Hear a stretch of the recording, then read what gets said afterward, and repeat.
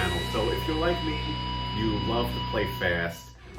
It's addicting. It's addicting to set goals for yourself. You like to have a new exercise and set up a metronome and set goals and try to play the exercise as fast as possible and as efficiently as possible.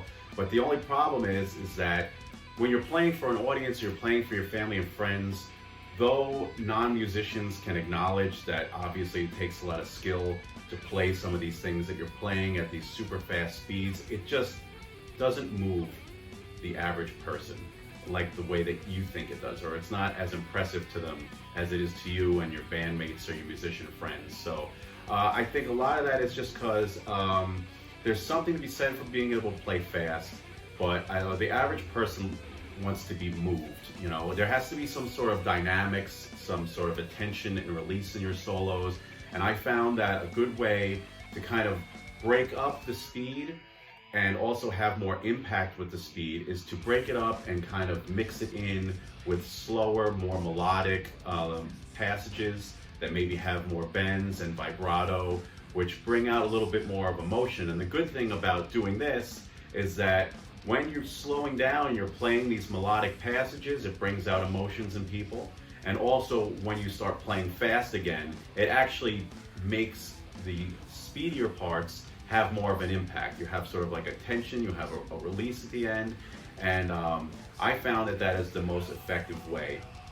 It's great to play fast, it's fun to play fast to your backing tracks, but I found that it definitely helps to set up like a backing track on your computer and just practice going back and forth between coming up with harmonies and melodies and then also mixing in the fast parts. So today we're going to talk about vibrato, which is a big part, in my opinion, of playing these beautiful passages and really showing some emotion besides just the onslaught of 16th notes that sometimes gets numbing to people. Even me as a musician, when I listen to someone just shred non-stop for 5 minutes, it loses its impact over time.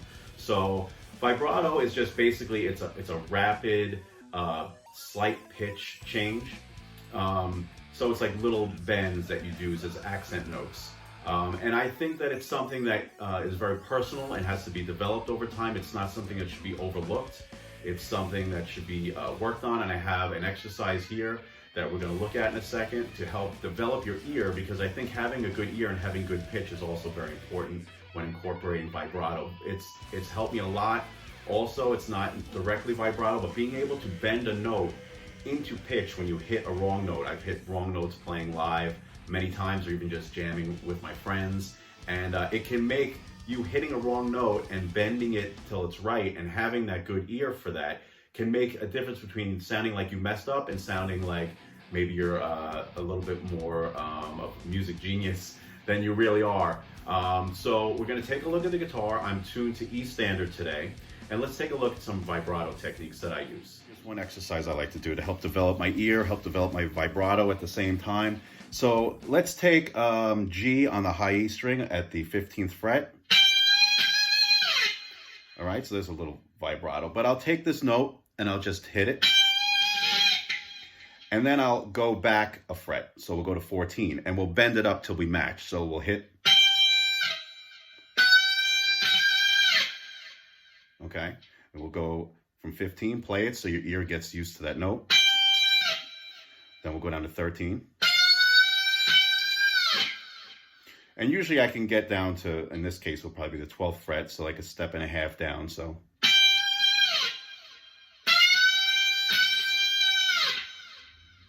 Okay, so what you're doing there is just practicing your vibrato. You can even just go like this.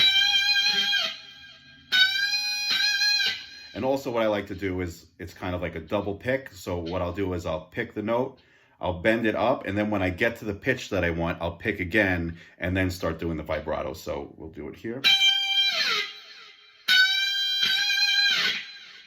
Adds a little bit of emotion. It's better, and especially like, let's say you were playing something in G and you accidentally go to F sharp.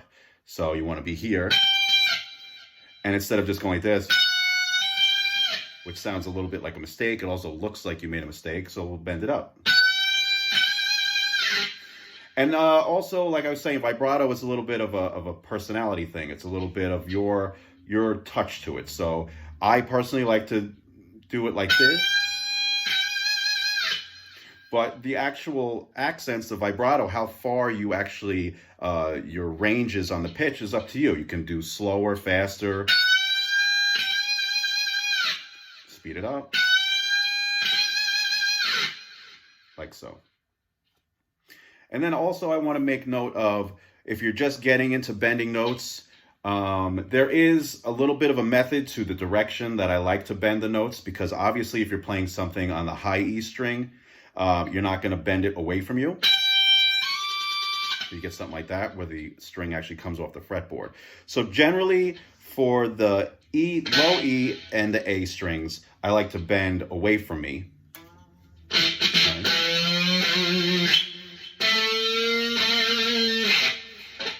And even the D string, you can do that.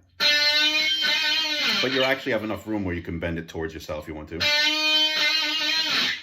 But the G, B, and E strings, I do like to pick, to actually push the strings towards the center of the fretboard.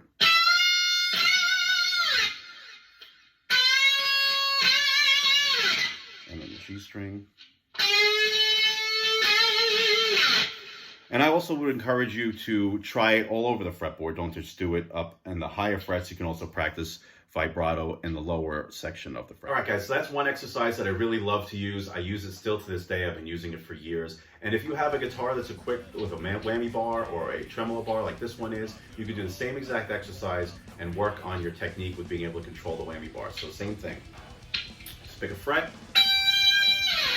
then move down a fret or two, and practice being able to control with the whammy bar. Like I was saying before, I think it's awesome and it's very important to be able to develop speed and accuracy and build your chops, but it's also important to be able to use some slower passages, be able to write some slower things that incorporate beautiful bends and vibrato, that are able to capture people and bring out emotion in them and move them. I mean, that's our goal, I think, as a musician, is to pull emotion out of people. And there is something to be said for being able to have a build-up and a release that you can get from playing something super fast and aggressive and being able to switch off into something more melodic. First of all, it shows that you're more of a well-rounded, dynamic musician, and it also allows the fast parts that you love playing so much to have much more of an impact on people. And that's what you want, really, as a musician. When you're writing stuff, when you're playing live for people, you want people to feel something. And a barrage of 16th notes for 3 minutes straight, though it has some sort of emotion, it does eventually get old and wears on people.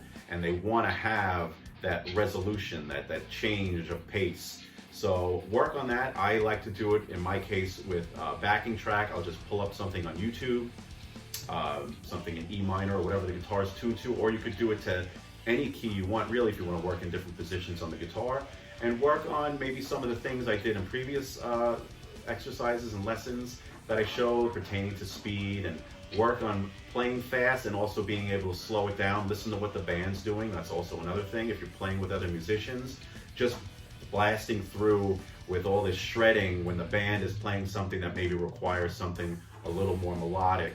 It's important to be able to read the room. It's important to be able to listen to your other musicians or even the backing track that you're playing and be able to play something that's appropriate. Speed is awesome. It's not always the most appropriate thing. At certain times, it's good to be able to differentiate when it's called for. So I think that's going to be it for today, guys. We'll touch upon this in the future, at future lessons. We'll incorporate it into other lessons. I appreciate all you guys that have been subscribing and liking and commenting on my videos. It really motivates me to keep doing this. I'm going to be doing this for a long time. We're just getting started here on the YouTube channel. I hope to build it up over the years and make it turn into something real special and a nice community where we can all make each other better and learn from each other. So until the next time, I'll see you soon. Don't forget to like and subscribe, and I'll see you real soon, guys. Have a good one.